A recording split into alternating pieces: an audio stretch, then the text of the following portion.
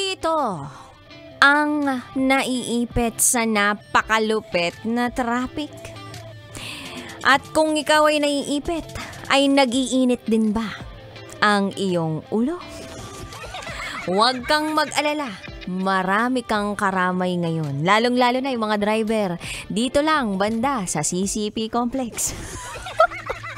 Ang daming bus na nagbabara dyan sa may bandang Star City. Pero gayon pa man, alam ko naman, kabisyo, na kapag nakatutok ka ng 90.7 Love Radio, talagang gaganda ang araw mo kahit mabubwisit ka sa mga nangyayari sa buhay mo.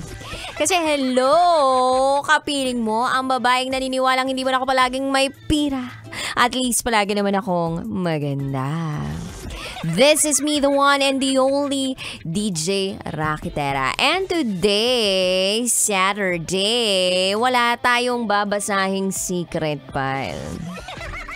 Pero, meron tayong mga makakasama. Sila nga po ay ang ating student radio jock. So, nito lang po namin na-imbento to, by the way, ha.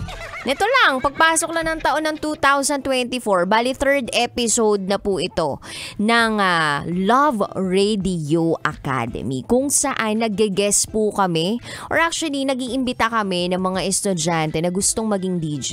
Pero ang payo ko lang talaga sa mga estudyante na naghahangad maging DJ, utang na loob, wag nyong galingan para hindi ako mapalitan. Charot! With the rot. Pero eto na nga, kabisyo, mula sa Bulacan State University. Eto ang ating mga student radio jocks. Magpakilala na kayo dahil malalaki na kayo. Go!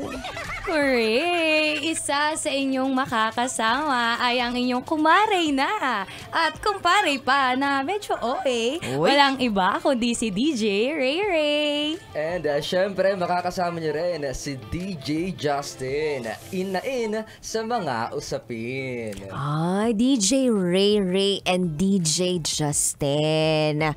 Parang Ray na, tsaka ano yung isang sinabi?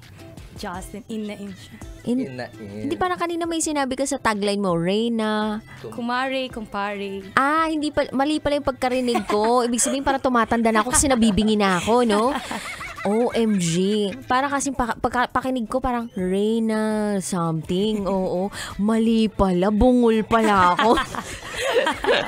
Pero kumusta naman ang buhay estudyante from Bulacan State University? Well, ang mga kaming mga fourth year na ngayon ay medyo nakakahinga na dahil last na semester na po talaga namin ito. Talaga? Yes, 2 subjects na lang. So magkaklase kayong dalawa ni DJ Justin. Yes. So ano yung pinakamahirap na subject sa inyong pag-aaral bilang mga mass communication students ba kayo? Opo. Ayan, Ito, so feeling ko lahat makaka-relate dito, lalo na yung mga fourth year student.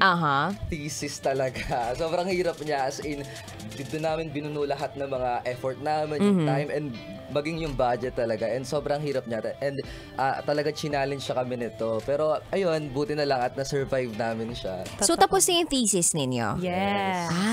So nakapag-present na kayo, nakapag, ano tawag doon? Defense, Yeah. ayun. So magkaiba kayo ng grupo? Magkagrupo kami. Magkagrupo kayo? Opo, kasi Magjowa ba boyfriend. kayo? Ay, hindi po. Parang sinusukan niyo yung isa't isa. Tama po.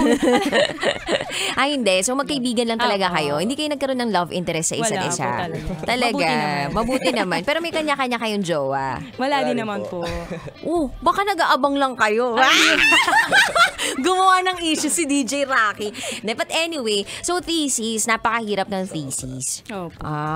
So may grade na kayo nun? Yes. Maganda naman yung grade ninyo. Maganda. Anong topic ninyo sa thesis? Ang kami po ay pag-create ng advocacy campaign materials para sa isang partner agency po. So anong nun? Ano yung mismong topic? Kabisado mo ba? Ano po siya about po siya sa Philippine Tourette Syndrome Association. Bali, gagawa po kami bilang mga broadcasting student nga po, yun yung course namin. So, parang inatasan po kami na yung thesis namin will be magagather at gagawa kami ng advocacy campaign for them po ng mga materials. 360 po. 360 60 na campaign materials? May TV, radio. Print materials. Yeah. So, ang dami yung ginawang mga materials. Madami ring Ano to? May nawala. output talaga? Yes, meron po, po. And na-produce po talaga siya. Ah, talaga? And tuloy-tuloy po na magagamit din po talaga ng PTSA. Oh, dapat binayaran kayo. Alam niyo kung bakit? May iba kasi, nagpapa-research yung mga estudyante. Tapos, ang ginagawa nila, gagamitin nila yung research ng estudyante, pero nakakalibre sila. Kasi ginamit na nila yung mga utak ng mga estudyante. Pero hindi naman natin sinisiraan yung nyo. Kumbaga parang talagang, ito ay tulong ninyo sa bayan. Opo. Tsaka kami po yung namili para po sa kanila na magawan po talaga. O, diba? Kumbaga kayo na ngayon umepal, tapos maghahangad pa kayo, diba? Para naman to sa grade ninyo. Pero alam ninyo, DJ Ray and DJ Justin, na-experience ko rin yan yung mag-thesis.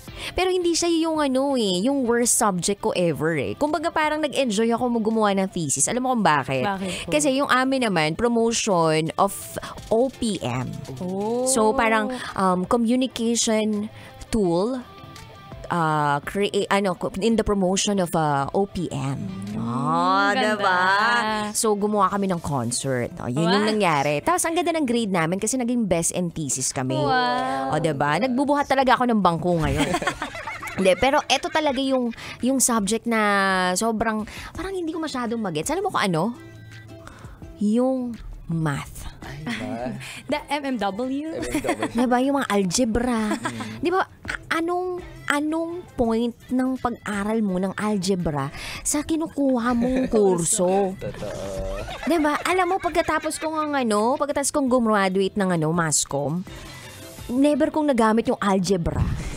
Nagamit ko lang siguro siya nung nagka-boyfriend ako. Wow. Kasi naging ex ko siya. Oh my gosh, lalo ko Diba?